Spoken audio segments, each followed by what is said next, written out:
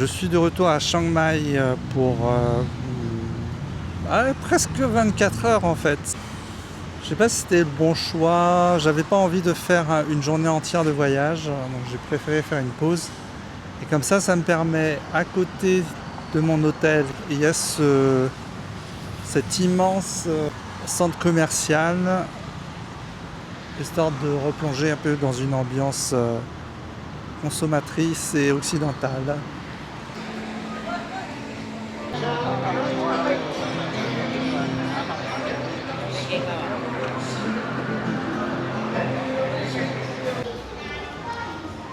Ah oui, j'allais oublier que c'est bientôt Noël.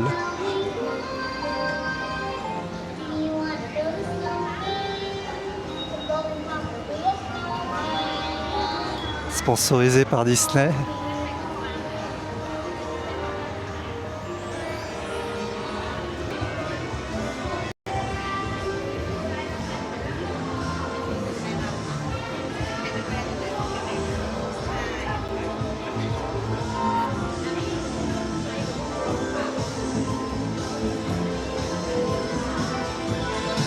Il y a des marques que je connais pas là.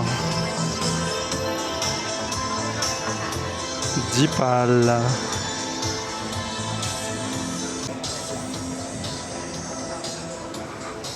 Ayon.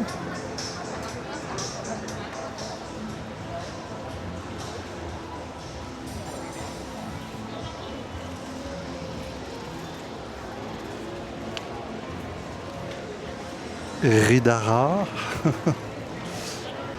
J'ai vu ce matin dans le minivan un concessionnaire Avatar. Ça s'écrit Avat avec un R à la fin. Je sais pas si je vais monter là-haut.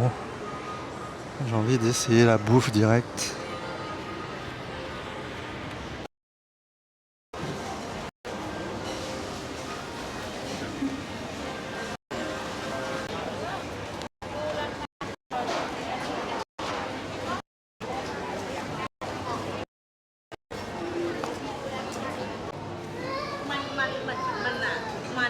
J'ai envie de manger chinois. Genre je vais m'arrêter là.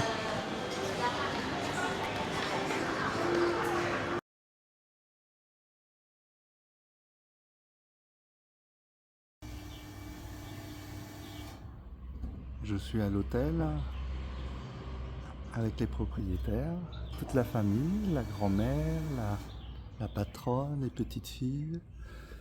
On discute autour d'un brasero. Très sympa.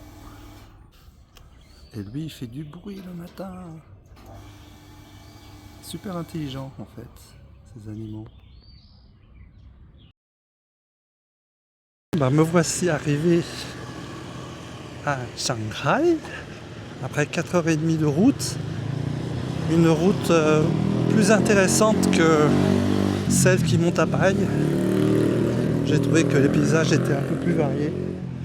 Et si j'avais une moto, je choisirais plutôt cette route-là, plutôt que celle de Paille, plein de virages, avec pas énormément de points de vue.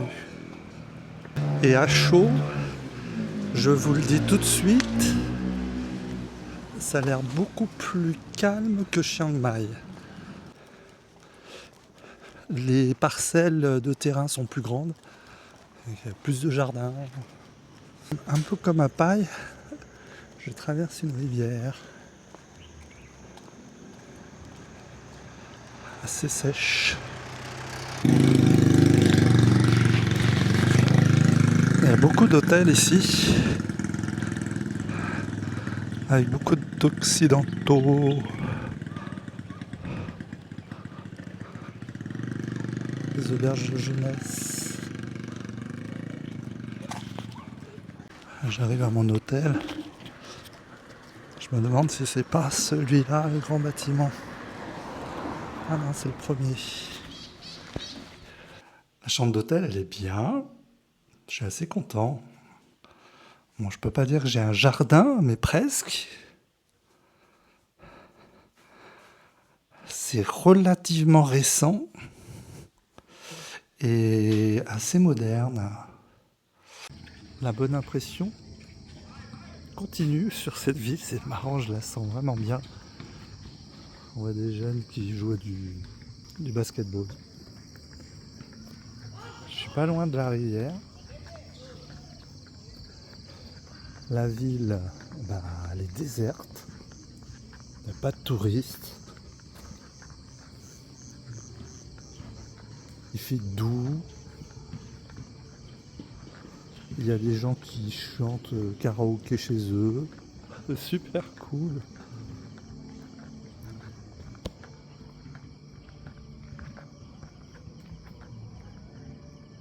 Et c'est la pleine lune en plus.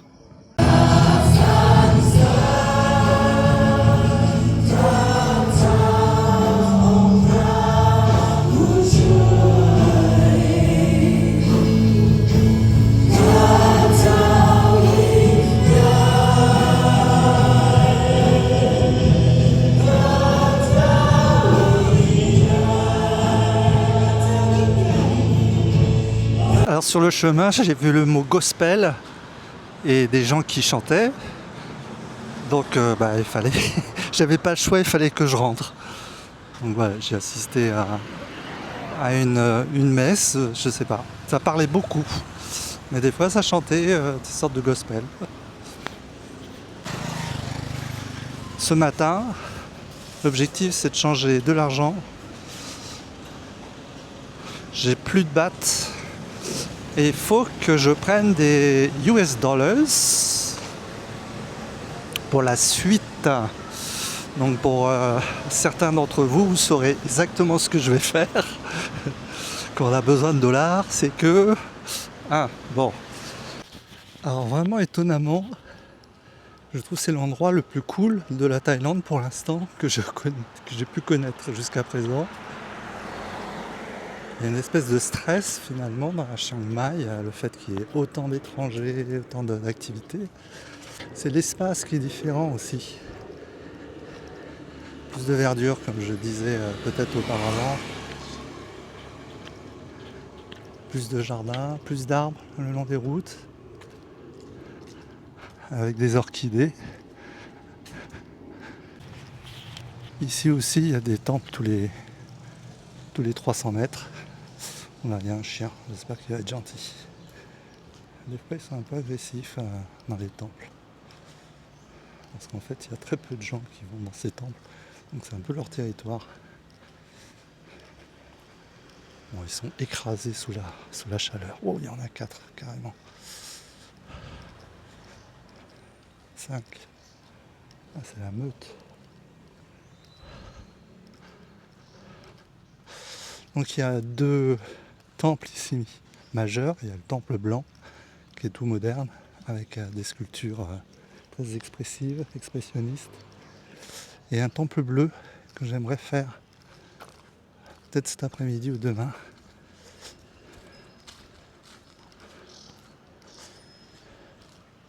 Bon, voilà, on a fait le tour.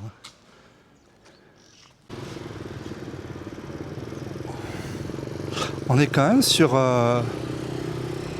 une des principales routes de Chiang Rai. À la limite les Champs-Élysées et il n'y a vraiment pas beaucoup de trafic. Et ça me plaît bien. Je suis vraiment devenu un rural moi.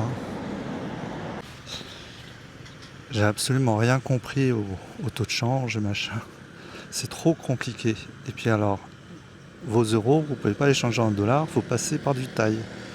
Donc ça fait à chaque fois des commissions. Je ne suis pas allé chercher la petite bête. On fait aveuglément confiance. Bon, je cherche des coins croquis. Puis évidemment, il y a un grand Bouddha. J'ai envie d'essayer de voir si j'ai la même sensation que j'ai pu avoir à Ayutthaya. Ouais, c'était à Ayutthaya que c'était super fort. Donc je vais tenter le truc ici.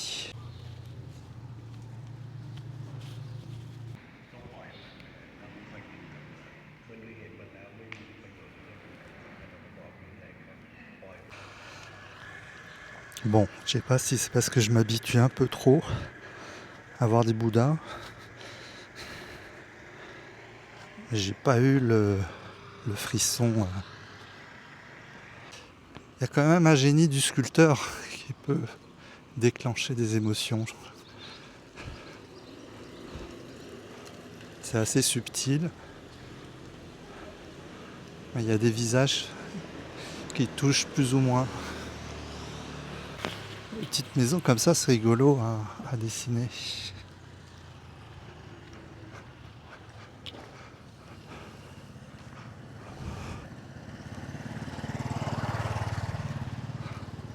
Avec des formes caractéristiques. La tour de l'horloge, qui est un des monuments emblématiques de la ville. Et en fait, la rue qui est en face, il n'y a que des étrangers.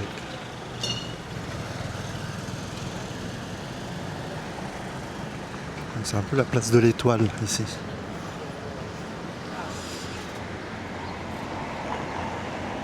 Je sais pas trop où aller. J'ai repéré un centre culturel, mais c'est à 4 bornes. Donc j'hésite à prendre un grab. C'est quand même 1 heure. Puis en plus, j'ai très envie de boire quelque chose. Et là, il y avait un temple. Et il y a, juste derrière, il y a une mosquée. Donc ça aurait été rigolo d'avoir un point de vue des deux en même temps. Je sais pas si je vais avoir assez de recul pour avoir la mosquée derrière. On voit juste l'étoile et le croissant. C'est dommage qu'il y ait l'arbre, ça ferait une belle perspective là.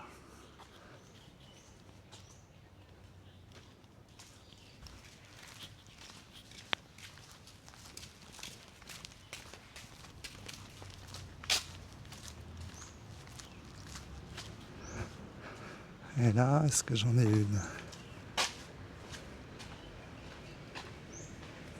Ah ouais! Ça c'est rigolo. Voilà. C'est le genre de truc que je voulais. Bon, ça fait une photo quoi. Faire ça en peinture. Bonjour! Ah, vous avez vu cette plante grasse? Incroyable!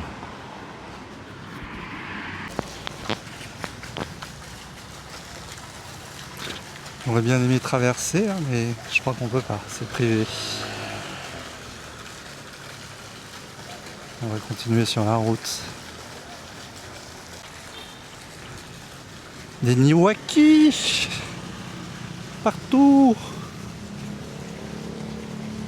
Ah, et ça va bien avec le lampadaire.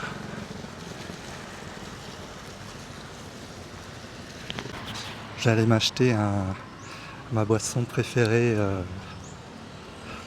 au litchi. Ça, c'est mon péché mignon ici. C'est très artificiel, mais on a vraiment l'impression d'avoir ce sirop de litchi qu'on a dans les boîtes de conserve de litchi chez nous. Une des façades architecturales les plus ennuyeuses que j'ai jamais vues. Et vous savez comment ils ont appelé ça? Ah non, c'est pas possible. Non, non. Vous savez quoi? J'ai repéré sur la carte, sur le chemin qui mène au centre culturel. Ils sont beaux ces arbres, je trouve. J'ai repéré une galerie d'art. Et j'ai l'impression que c'est un dessinateur, enfin c'est très graphique. Et ça a l'air très asiatique. Donc, je vais voir si c'est ouvert. Je suis passé devant la galerie sans la voir. Je reviens sur mes pas. Il y a un hôtel qui s'appelle Kunststay. Kunst, ça veut dire art en allemand, il me semble. Ah, c'est peut-être ce truc-là.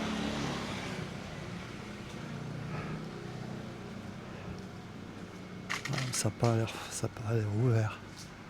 Ah ouais, à tous les coups, c'est ça. C'est une porte d'artiste. Bon, j'ai frappé à la porte, mais ça répond pas. C'est censé être ouvert du mercredi au dimanche. Bon, je suis content. Finalement, c'était pas loin d'être ouvert et l'artiste m'a ouvert ses portes. Il y a des œuvres magnifiques. C'est pointilliste.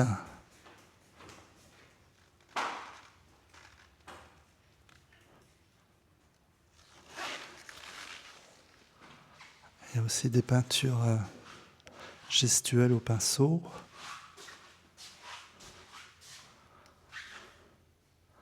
Des peintures à l'huile.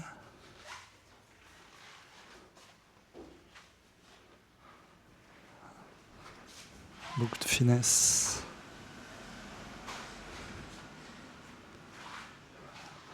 Beaucoup de précision.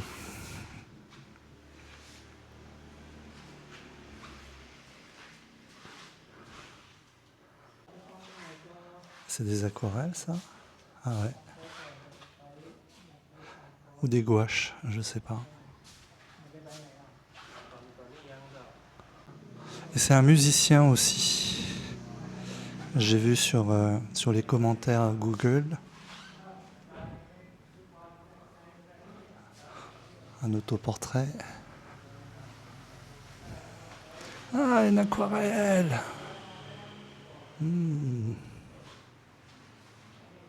Bon, j'ai bien fait de rester un peu à l'extérieur pendant 10 minutes.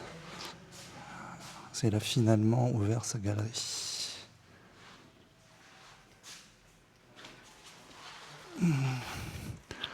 Ah, c'est de la sérigraphie.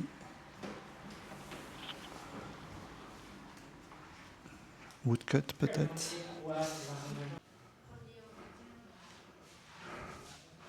Ah, une belle sculpture, j'aime bien. Il y a aussi des céramiques. Jolie céramique aussi. Je fais demi-tour. Je ne vais pas aller au centre culturel parce que je vais rejoindre une Française que j'ai croisée à Chiang Mai. Et c'est une histoire incroyable. On s'est croisés, recroisés, recroisés complètement par hasard 4 fois.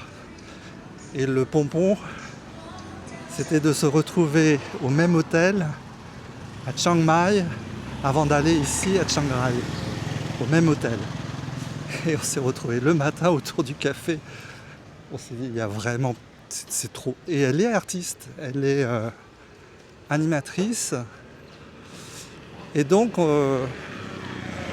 déjà à Paille, on se disait, on s'est revus à Paille, il faut qu'on aille dessiner ensemble. Donc, on a décidé de faire le temple bleu que je voulais faire. Et on va un petit peu dessiner ensemble là-bas. Ça devrait être sympa tout ce bleu là. Bon, je suis arrivé au temple bleu.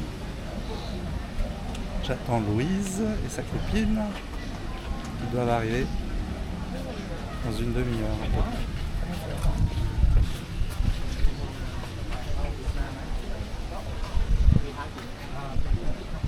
En fait, ce sont des temples relativement modernes.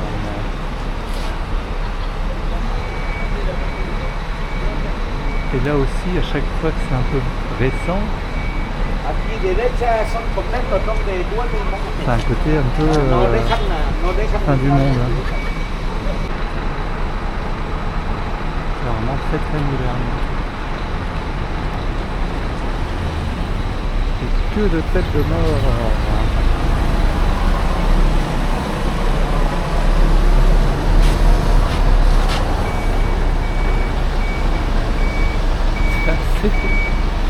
C'est assez flippant, hein, tout ça. Le temple en argent il était presque plus optimiste que celui-là. Il y a beaucoup de touristes, beaucoup de voitures.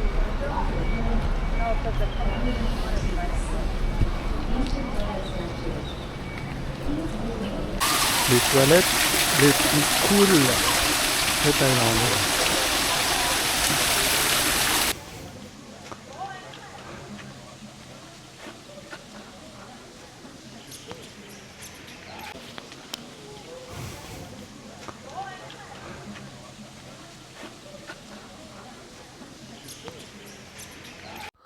Pendant une dizaine de minutes, j'ai aussi regardé ce youtubeur, influenceur hispanophone.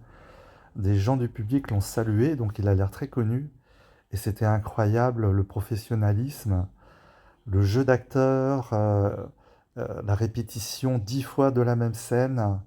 Ah, franchement, les gars, c'est des champions.